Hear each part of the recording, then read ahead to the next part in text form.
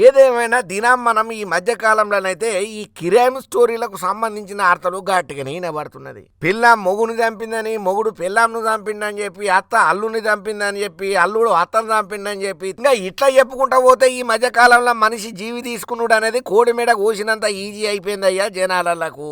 ఇక మరీ ముఖ్యంగా చెప్పాలంటే మూడు పిల్లల మధ్యన ఉన్న రిలేషన్ అనేటిదే లేకుండా నువ్వన్నా బతకాలే నేనన్నా బతకాలని పెళ్లి చేసుకునేది కూడా ఇంత గ్రాండ్ గా కావాల్సుకొని సాగు కోసమే అన్నట్టుగా కూడా కొందరు ప్రవర్తన చేస్తున్నారు. మరి ఈ క్రైమ్ స్టోరీలు ఎప్పటి సంది అబ్జర్వేషన్ చేస్తున్నాడో ఏమో తెలియదు కానీ ఉన్నట్టుండి హనుమంత్ అన్న మైక్ ముందరకు వచ్చి లెఫ్ట్ అండ్ రైట్ గట్టిగానే ఇయ్యబట్టిండు, కొన్ని శుద్ధులు కూడా చెప్పబట్టిండు. ఇంతకు హనుమంత్ అన్న ఏం చెప్పిండు అయ్యానంటే నేను చెప్పాను, అన్న నోటితోని స్వయంగా మీరింటేనే మంచుకుంటది. అన్న హనుమంత్ అన్న స్టార్ట్ చేయవే. ఇప్పుడు ఎవరు హరిశ్చంద్రుడు చనిపోతే హరిశ్చంద్రుడు వారు భార్య ఎముడు ఎత్తుకపోతుంటే నా భర్తను కాపాడండి అంటున్నారు. ఇప్పుడు భర్తనే చంపేస్తున్నారు.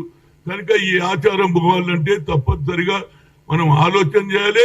అదే విధంగా నంబర్ 1 సిటీ కావాలంటే ఈ చెడు సాంప్రదాయాన్ని కూడా తప్పనిసరిగా దూరం చేసేసి ఇలాంటి వాతావరణాన్ని చెడగొట్టొద్దని, మహిళలకు ఉండే గౌరవం మనకు ఉండాలి, మగవాళ్ళకు ఉండే గౌరవం ఉండాలి, భార్యాభర్తలు కలిసి ఉండాలి, పిల్లలు కూడా తల్లి మీద ప్రేమ చూపించాలి, భార్య భర్త మీద ప్రేమ ఇద్దరు కలిసి ఉన్నప్పుడే సంసారం బాగుంటుంది. లేకపోతే తల్లిదండ్రులకే చంపేస్తే, తండ్రినే చంపేస్తుంటే పిల్లల భవిష్యత్తు ఏం కావాలి, వాళ్ళు కూడా రేపు పెళ్లి అవుతుంది.